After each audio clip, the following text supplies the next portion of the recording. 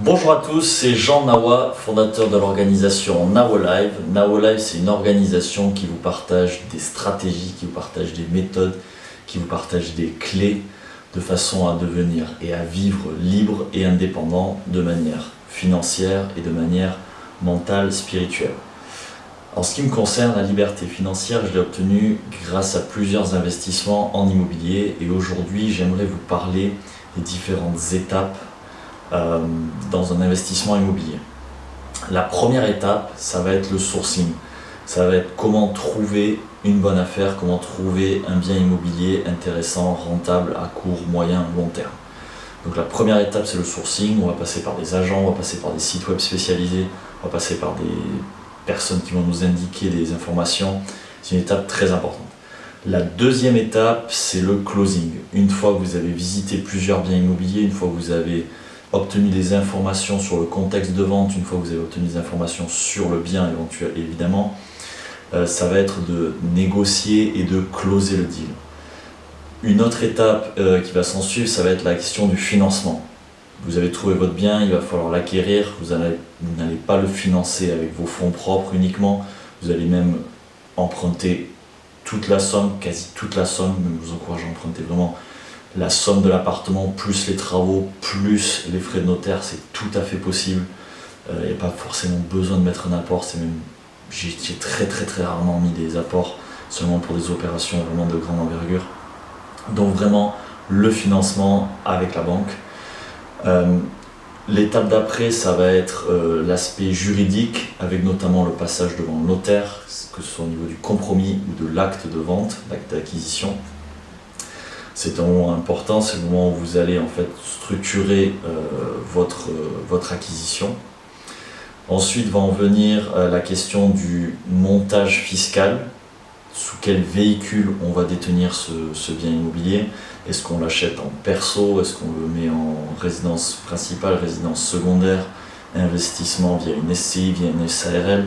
Ça se décide en amont et donc entre le compromis et l'acte d'acquisition.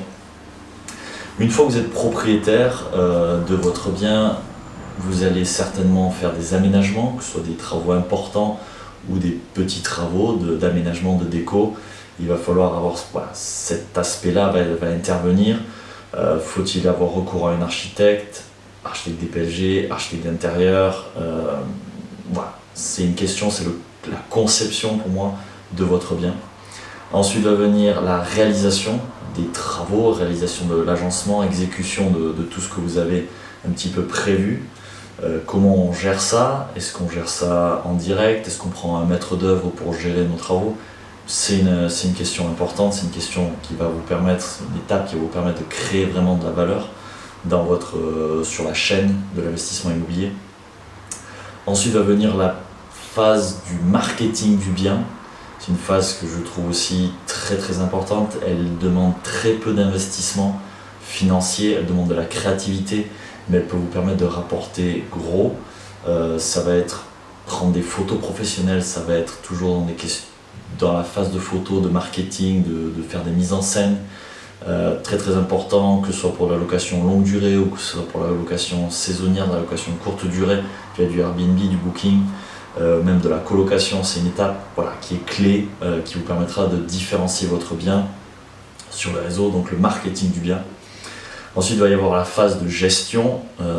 Phase de gestion où vous allez avoir des questions de maintenance qui vont apparaître, qui vont arriver durant la durée de vie de votre bien immobilier, la durée de détention. Donc dans la gestion, on va notamment élaborer sa stratégie et appliquer sa stratégie. Est-ce qu'on loue à l'année? Est-ce qu'on loue en courte durée? Est-ce qu'on loue en colocation? Et comment on gère ça, avec quel type de bail, etc. Et puis la dernière étape, c'est l'arbitrage. Donc c'est est-ce que je dois revendre mon bien immobilier maintenant ou plus tard? Et c'est vraiment cette question, à quel moment je revends mon bien immobilier en fonction du bien, en fonction de ma stratégie.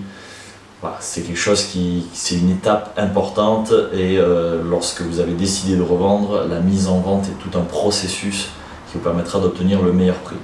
Donc sur toute cette chaîne, vous avez la possibilité de créer de la valeur, vous avez la possibilité de vous enrichir, vous avez la possibilité de créer le meilleur service pour vos clients, ou vous avez la possibilité de tout simplement stagner. Donc c'est vraiment important de saisir l'importance de chaque étape et d'ajouter à chaque étape de la valeur de façon à vraiment créer une valeur assez importante tout au long de cette chaîne. Donc dans ma formation sur mon site web nawolife.fr, on revient là-dessus beaucoup plus en détail sur chaque étape et je vous montre quelles sont les étapes où il y a le plus de valeur à créer et celles où il y en a certainement le moins. Et c'est pas toujours ce que pense le grand public à ce niveau-là. Tout est expliqué dans la formation. Vous allez avoir d'autres vidéos YouTube qui vont vous donner d'autres informations. Mais vraiment, si vous voulez aller au fond des choses, allez sur la formation en ligne de nawolife.fr.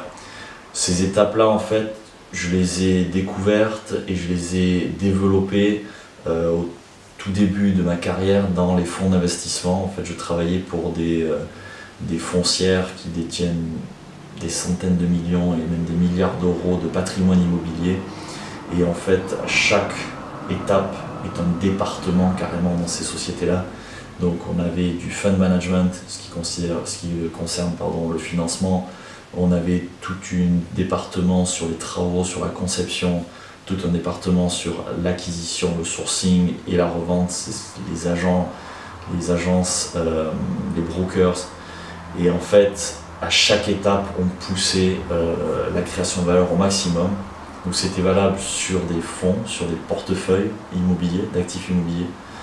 Et ce que j'ai fait lorsque j'ai décidé d'investir moi-même dans l'immobilier, c'est que j'ai recentré toutes ces connaissances à un investissement d'un premier appartement, d'un studio. Et j'ai vraiment tout décomposé pour voir jusqu'où je pouvais pousser chaque curseur dans chaque étape. Et c'est ce qui m'a permis du coup en seulement quelques investissements immobiliers de dégager vraiment une liberté financière. Et c'est pour ça qu'aujourd'hui j'ai envie de vous la partager, j'ai envie que vous gagnez du temps et que vous ayez les secrets un petit peu de ces foncières, les secrets de ces fonds d'investissement à l'échelle d'appartements pour commencer et ensuite d'acheter un appartement, 2 appartements, 3 appartements et de grossir de façon à être vraiment libre rapidement. Donc vous retrouvez tout ça sur mon site web nawolife.fr. Je vous souhaite une très bonne journée et je vous dis à très vite.